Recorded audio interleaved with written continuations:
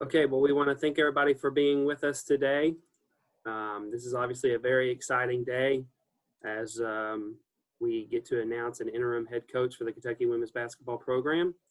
And without further ado, I'll turn it over to our Director of Athletics, Mitch Barnhart, for an opening statement. Then we'll have an opening statement from interim head coach Kyra Elzy, and then we'll open the floor to questions. Mr. Barnhart.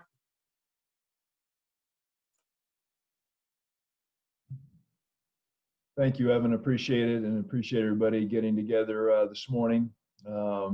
These press conferences are a little unusual this way, and not my favorite thing to do. Would rather be in person, and with all due respect to Kyra, for an opportunity for her to share the podium with her, that would be a wonderful day. But unfortunately, the world we're in, it doesn't avail us to do that.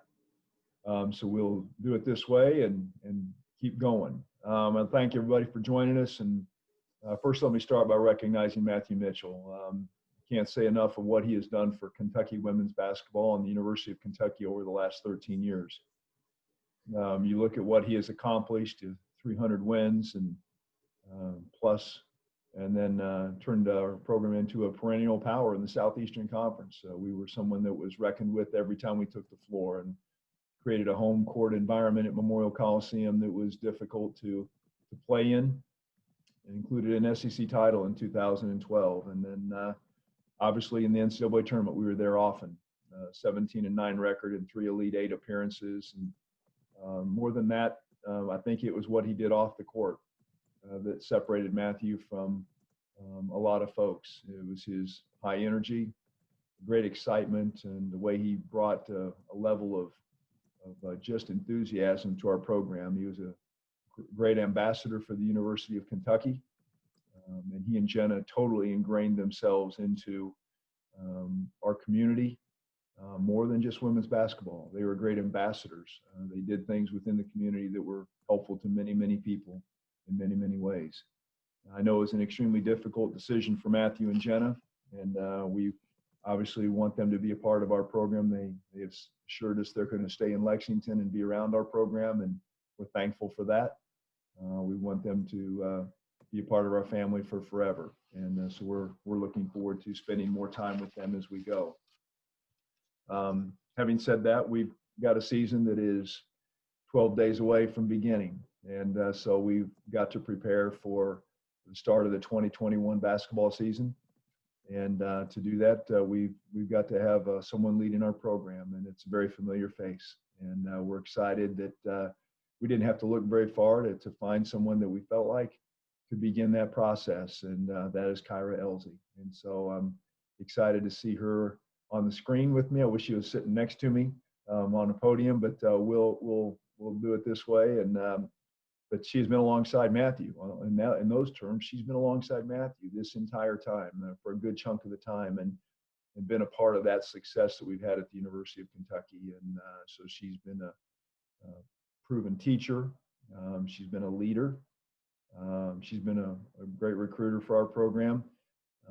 Was an incredible player in her days, and so she's got the resume that allows us to have confidence in knowing that she can begin this process and get to know our program a little more at a different spot, and we get to know her from a different spot. And so looking forward to that. She's been a part of, in Matthew's absence, and when he's been working through his injury, she's been leading our program off the court, and done a wonderful job and just sort of steadying the waters for our program as we go through these times of all the difficult uncertainties of what's been going on with COVID, and she has been wonderful in just guiding us through all those pieces. But I look forward to spending more time with Kyra here shortly, and we'll get to just philosophically align our thoughts, and we'll do all of that.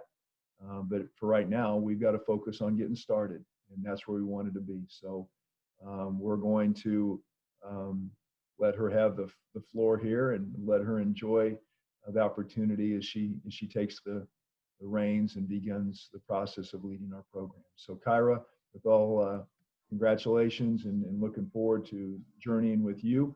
And Evan, I'll turn it to, I'm not sure how you do these on Zoom, so I don't know if I'm flipping it back to you or giving it to Kyra, but we're gonna I'm going to sort of zoom it to her. So Kyra, feel free to take the lead. Thank you, Mr. Barnhart. I really appreciate all of your kind words. Thank you to President Capilouto, the UK administration for the opportunity to be the interim head coach at Kentucky. I am truly humbled and honored. I am ready to take ownership that has been placed upon me.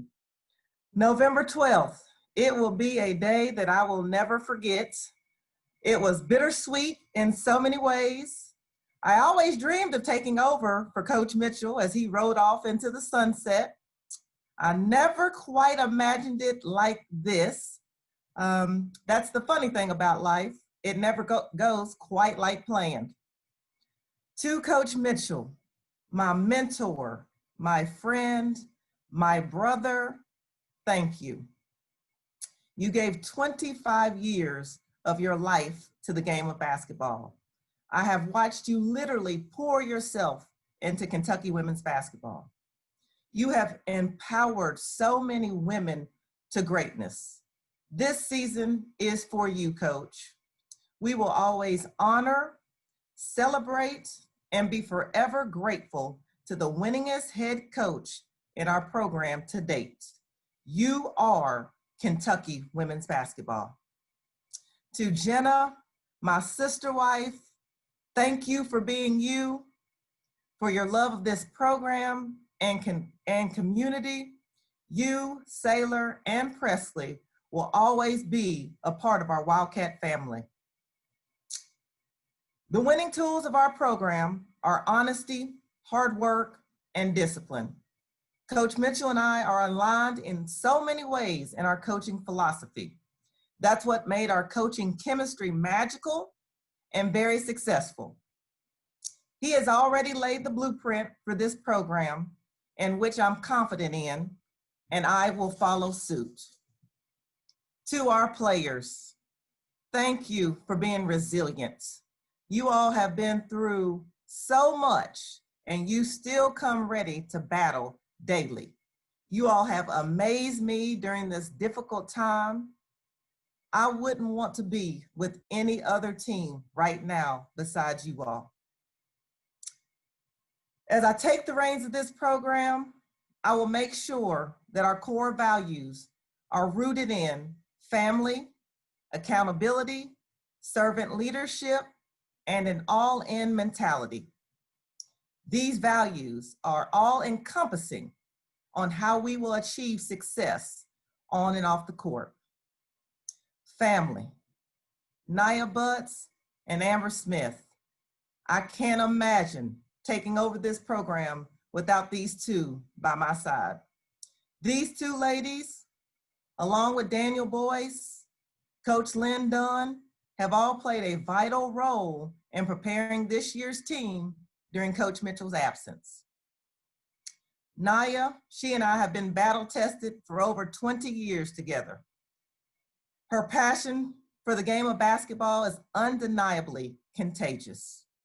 She brings a wealth of knowledge, head coaching experience, and is a dynamic recruiter.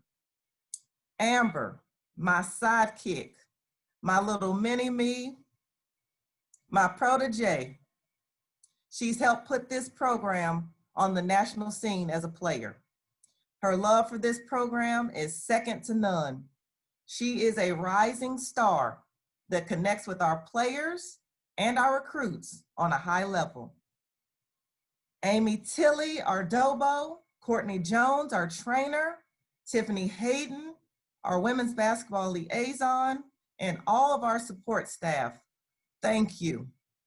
It's the people that make Kentucky amazing. I am ready to embrace this moment. I am a seasoned vet in the SEC.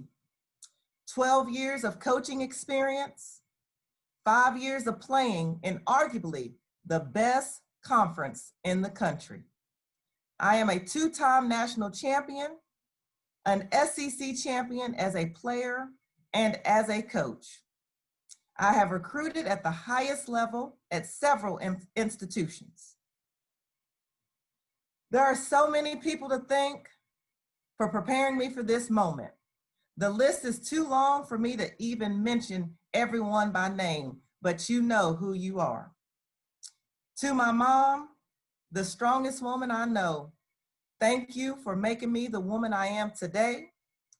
To my husband, Dexter, my #1 fan and supporter, I wouldn't be able to do this job without your love and support. To Jackson, my baby boy who loves being a Kentucky Wildcat. Now, he loves the players, but I do have to report, he loves the dancing girls more. To Bonnie Hendrickson, Holly Warlick, and Mary Taylor Cowles for mentoring me and giving me the opportunity to coach collegiate basketball. To the influential women in our athletic department, Rachel Baker, Candace Chafin, Sandy Bell, Steph Tracy Simmons, thank you for your advice, your encouragement, and believing in women empowerment. To the Elzy family who love and support me unconditionally. To my hometown of LaGrange, Kentucky, who has poured life into me from the beginning. Last but not least, Coach Summit. Rest in peace, Coach. I hope I'm making you proud today. If I can be half the woman and half the coach you were, I would be doing something with myself. Thank you for believing in me when I didn't believe in myself, for instilling a mental toughness and a work ethic in me that has helped me succeed. Big Blue Nation, I will give you my all. Our staff will work relentlessly to recruit the best talent, to put a Wildcat team on the floor that will compete at a high level. Our players will graduate and give back to the community. This will be a program that you all will continue to remain proud of. Go Cats. Thank you, Coach. Thank you, Mr. Barnhart. We'll open the floor to questions now. Please say your name, your outlet, and who you address the question to. Obviously, Mr. Barnhart and Coach Elzy are both here. So we will start with Fred Cowgill.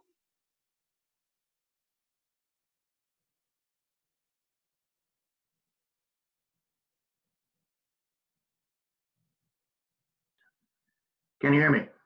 Yes, sir. Awesome. Kyra, first, congratulations. Fred Cowgill, WLKY Louisville. We've known you a day or two, all the way back to LaGrange. You have a street named after you in LaGrange. Just some thoughts about the foundation that was laid there, playing for Oldham County, and how far that's taken you here to this now.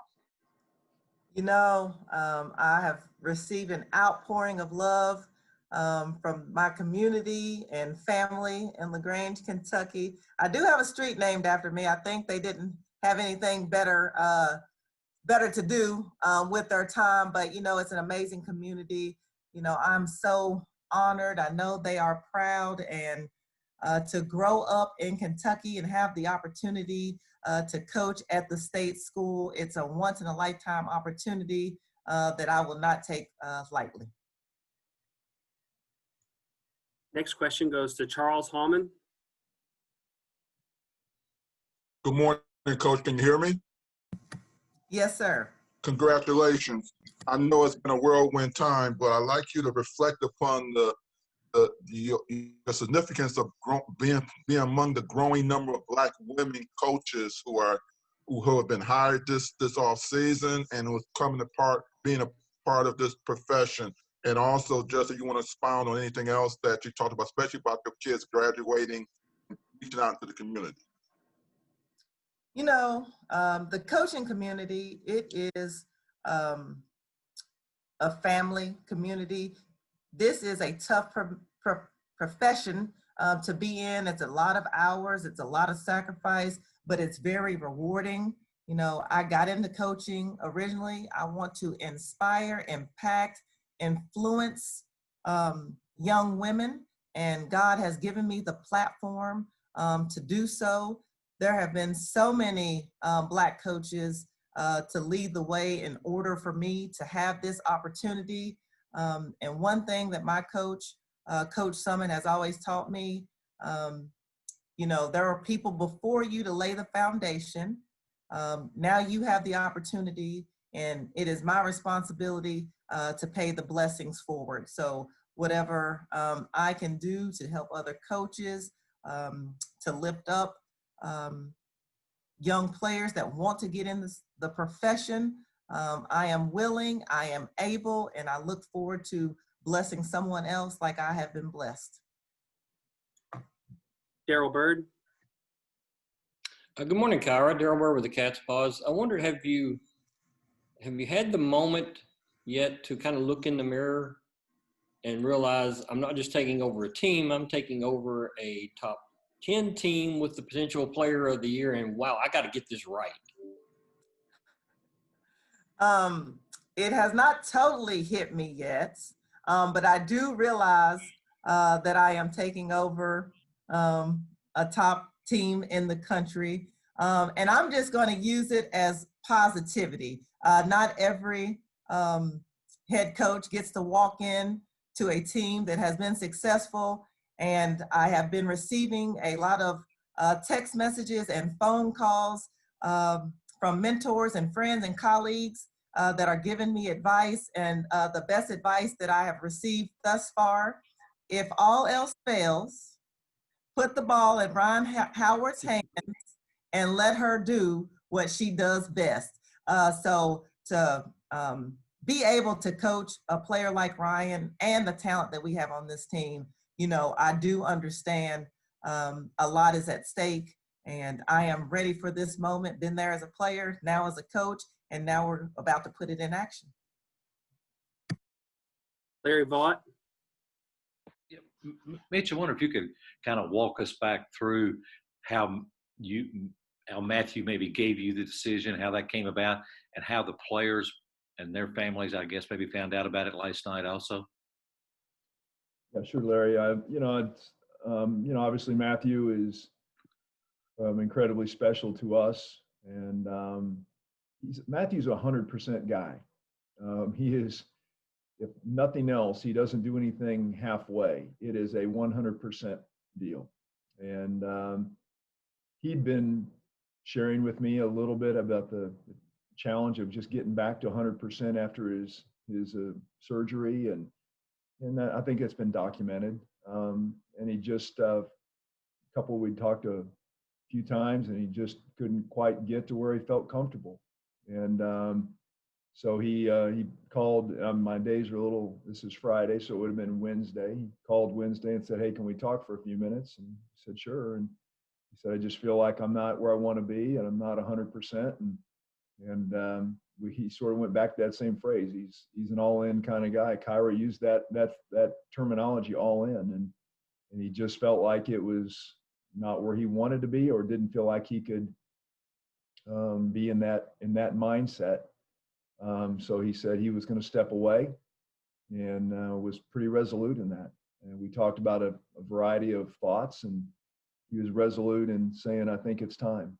And so I'm very respectful of that. We've got a friendship that runs a long time. He's 13 years as a head coach here, but he also spent some time as assistant. And so I've known Matthew for a long time, and wanted to be respectful of his thoughts and his wishes, and for him and Jenna. And so we talked for a while, and we talked again yesterday morning about just making sure that I said, "Let's sleep on it, and let's make sure that we're where we want to be." And then we talked about steps forward and what we needed to do, and walked through that with the team yesterday. And I let Matthew visit with them and explain his decision. And then I followed up and talked about the process of bringing Kyra on board and giving a chance to work through that process. And then I let them have their time as a team. So Kyra might be more, have the ability to talk about the players' reaction and their, not reaction, but how they were feeling. I didn't want to think that's a family moment that maybe I needed to let them have the family have that time together. So that's sort of how we played the last 48 hours. And I think is incredibly respectful and on all fronts. And I'm thankful for, again, the friendship that we've developed with the Mitchell family over last 18 years, whatever, 15, 18 years, whatever it is in total. And I don't intend on letting that stop. And Larry, he's a part of our family and always will be. And so I'm thankful for what Matthew has contributed to this community. I'll let Coach Elzy address the conversation with the players as the second part of your question there, Larry, since she had the conversation with them. You know, it was a really tough day emotionally for the players and staff. Coach has been our leader. He's been our coach. He is our friend. You know, they signed up to play for him, and they were emotional but happy that he was truly at peace with his decision. And they want the best for him. They want him to be happy. And between phone calls and texts throughout the night, they said, we are going to grind, Coach. We are going to put our head down and make this the best season. That is the best way we can pay honor and tribute to Coach. So it will be a transition, but we will be ready to take the floor on November 25th, and they are going to give their all for Coach and this program. John Hale. Hey, for Mitch, obviously it's been a very emotional week on a number of levels within the department, and a very difficult semester with everything that's going on, you know, COVID and everything else in the world. I'm just wondering what's kind of been the week like over there, and how are you all kind of weathering this storm right now? You know, there's no mystery, and it's been a tough week. I'm not going to sugarcoat it. The Schlarman family is heavy on our hearts. That has been, John Schlarman was a guy, and this is not the press conference that we were talking about John, but if you brought it up, and we'd be remiss if we didn't talk about John Schlarman and his impact at Kentucky. He is to our program what embodies toughness, competitiveness, and all of those pieces. And so it was a really hard 48 hours. And we lost a member of our family, and so that was tough. And then to have a conversation on the same window, losing another member of our family in a different way, and that's been a little bit tough for all of us. And but the blessing in that is we have someone like Kyra that we can turn to that loves this program dearly and embraces the values that we have, and wants to represent Big Blue Nation and those things. But it's been tough. It's been there's just every day it seems like with just trying to get our teams ready to go and ready to play, and the challenges that COVID has presented for just getting to competitions. It's been hard. Our players, our student athletes have done an amazing job of being ready. They have been diligent in their preparation. They have been very helpful in terms of the protocols. We've asked them to, and discipline, just to give us a chance to play. And so we've made adjustments in how we do our work, and they've been really, really good. But all that being said, this has been a really tough week, John. It has been really hard. And so to see Kyra smile and to see her be able to share this moment with her that brings a little sunshine to the week, and we're glad about that. But not gonna lie, it's been a lot, and our staff has been incredible, from operations to facilities to everything that's gone on. People have really stepped up and done amazing work, and just trying to give us a chance. It's been, but it's been a tough week. Gary Grades. Good morning, Kyra.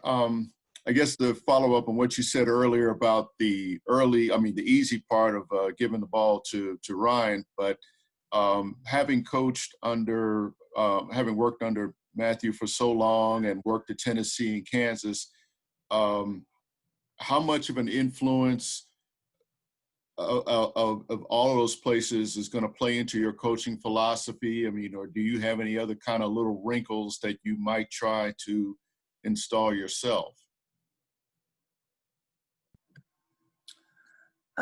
Yes, they all contribute to how I will coach. The thing that I said about Coach Mitchell and I being aligned in our coaching philosophy, you know, we were all under Coach Summitt's tutelage. So that is our foundation. I am a defensive minded. You know, I want to be tough defensively, disrupt. Obviously, we're going to continue to play up tempo, recruit players that are versatile, in which our team is extremely versatile now. So there's endless possibilities of what you can do offensively. I will say Coach Dunn in the last 3 seasons has turned me over to the dark side because she said we had too many defensive coaches on the floor. So she would always scream, offense, offense, offense. So she has turned me over to the dark side, which I am grateful for now that I'm going to sit in this seat of being extremely offensive minded, intentional, knowing what you want to run for your personnel. So this year we have installed a lot of the things that we have run at Kentucky in the past. It fits our personnel.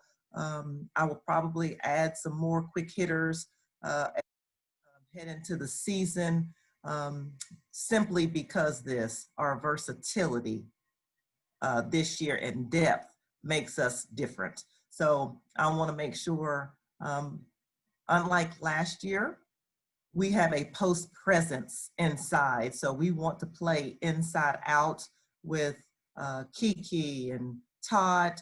Dre makes us different with the addition of Olivia Owens. We have people that can score inside. So we really relied on the outside shot last year, perimeter heavy. This year, we truly can play inside out, which changes the dynamic of our offense. Josh Sullivan. Congratulations, Coach. And this one does for Mitch. Do you envision this as a potential long-term replacement, and how do you approach that? And also, you mentioned that Coach Mitchell, you hope, will still be involved with the program. Do you know in what way that will take place? Yeah, Josh, on the last part of the question, I think just we want Matthew around. I mean, there's no official capacity, and if that's where they're going at this point. At this point, we just want him to just to know that he's always a part of our family, and that he's got a really special place in our hearts. And he and Jenna and the girls are always a part of that. So no, and then in terms of the first part of your question, absolutely, we wouldn't be taking these steps if we didn't think that this would be a long-term solution or a long-term thought.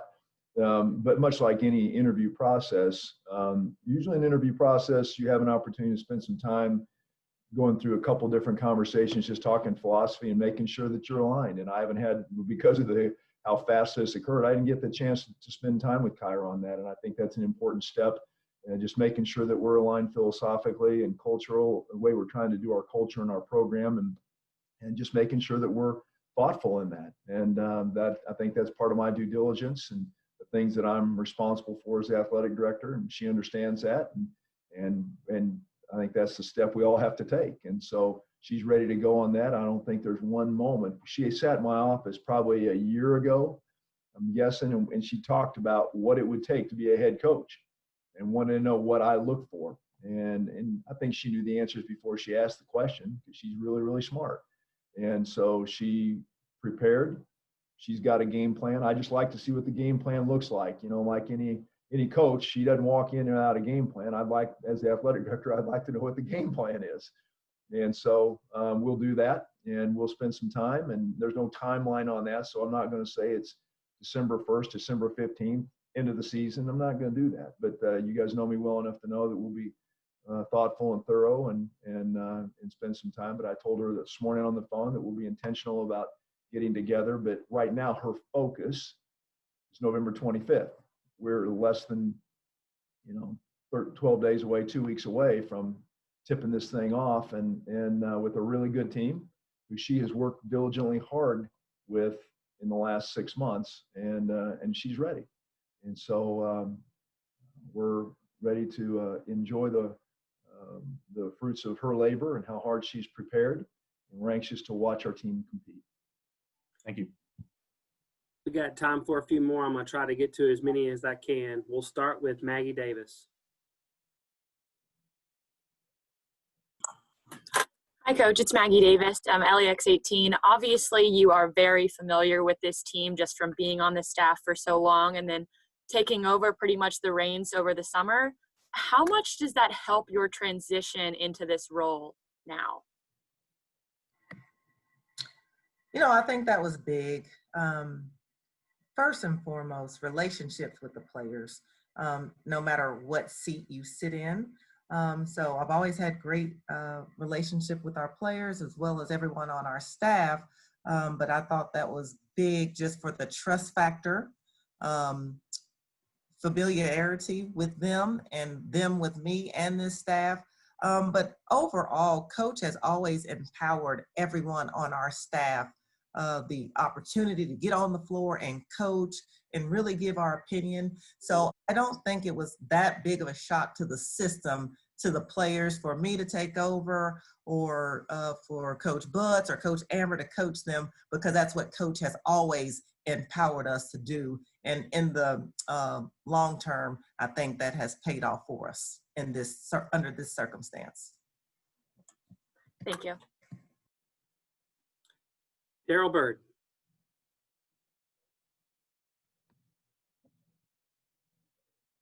When I first heard about this last night, my initial thought was, why not just take a year leave of absence, especially in a COVID season that could be wiped out at any moment? Was that ever a conversation with Matthew? I believe that was for you, Mr. Barnhart. Okay, yeah, I'll be glad to take that. No, we talked about different options, Daryl, different things that may be on Matthew's mind, and he was pretty resolute. It was time to step away, and I hope that I'll always be respectful of what people have on their hearts. Matthew's very thoughtful. There's not anything that he doesn't do with a lot of thought and prayer, and I mean, he is a thoughtful man and he's a prayerful man, and he said he spent time in both those ways just to walk through that with Jenna, and they had come to this decision, and he was resolute in it, and so I respect that. That's why I still sleep on it one night, but also we couldn't wait in terms of where we were. We needed to have some direction for our program too. We needed to be able to move forward, and he called, today's Friday, Thursday morning, and said, I'm solid in where my thoughts are, and I need to move on. Okay. And for Kyra, once you're into the games, coaching, in the heat of the moment, kind of, what the voice in your head, what would you think Coach Summit would be saying to you at that point? I think Coach Summit would say, remain poised, remain confident, but prepare. Prepare for those moments, those situations. Not only have yourself prepared, but have your team prepared, so we know what we're doing and we're confident in it. Preparation. That's what Coach Summit would tell me. Dick Gabriel. Coach, congratulations. To follow up on Maggie's question about relationships with the players, you know as well as anybody, you've been in basketball your entire adult life, that the relationship with an assistant coach can be quite different than that of the head coach, good cop, bad cop, whatever. Could you talk a little bit about how that's going to change for you? Will it be a dramatic change? I mean, you're only moving over one seat, but it's a big move. Well, I don't quite know yet. I have always heard that it is a dramatic change. This year might be a little bit different just because they have always known me as their assistant coach, and we have great relationships. I kind of joked with them yesterday. I told them that I would make some mistakes along the way, but I would figure it out and navigate through this time. And now I will be the person that won't make all the popular decisions, and they won't always like them. But I know, confident that they know that my heart's intention is in the right place to make a decision for the whole of the program. But I think having open communication with them, honest communication, flowing both ways, I think that will be vital to this transition. Final 3 questions here. We'll start with John Wong. Hey, Kyra, congratulations and welcome. You've got big shoes to fill. So my first question is, how well can you dance? And secondly, I heard in your opening statement, you talk about servant leadership. We hear that from Mr. Barnhart all the time. We've heard it from Coach Mitchell a lot. What exactly does that mean to you? One, no, I cannot dance. That is not in my realm of expertise. I will leave that to Coach Amber Smith. If she would like to take over dancing at Big Blue Madness, I'm all for it. I'll pass the baton to her for sure. And then what was the second part of your question? Servant leadership. Could you explain what that means in your mind? Well, servant leadership for me is our players are top priority, and everybody has to be willing to give above and beyond themselves. So I talk to the staff, our support staff, pour yourself into the players, whether it's mentoring, whether it's talking, whether it's giving them a shoulder to cry on, whether it's a hug, whether it's encouragement. Actually just pour yourself into someone else and in something bigger than yourself. That's what servant leadership means to me. Larry Vaught. Yeah, Kyra, I think it's now been almost 25 years since you left Oldham County and decided, okay, Kentucky's not right for me. I'm going to go to Tennessee. Now you're back in. Now you're back as the head coach at Kentucky. How much of a priority does in-state recruiting become for you, and how different is this program from the one you said no to 25 years ago? Okay, we're not going to bring up the past, but I did say yes to Coach Summit, and to my defense, it's hard to say no to Coach Summit, an icon. However, this program is in a totally different place than it was when I was coming out of high school, and it was great. But for me personally, it was close to home, not far enough, but I wanted to play for Coach Summit. Now, in-state kids are huge to the success of our program. We have Aaron Toller, Emma King, Blair Green, who all will play impact roles for us. And then it is important for us to keep homegrown Kentucky girls at home at the state school. Our final question goes to Maggie Davis. Coach, I was going to ask you about your Big Blue Madness plans, but I think John covered that. So I guess I instead will ask if you have a favorite walk-up song idea. I mean, Coach Mitchell always came out to my town. Do you have a song that you always thought would be maybe your walk-up song? I have not. Honestly, I have not gotten that far, but I'm sure the staff and or the players will help me find something that they designate as cool. So I know they will hook me up. I'm confident. I'm sure that is priority number 1. Thank you so much, Coach. Congratulations. Thank you. Thank you so much.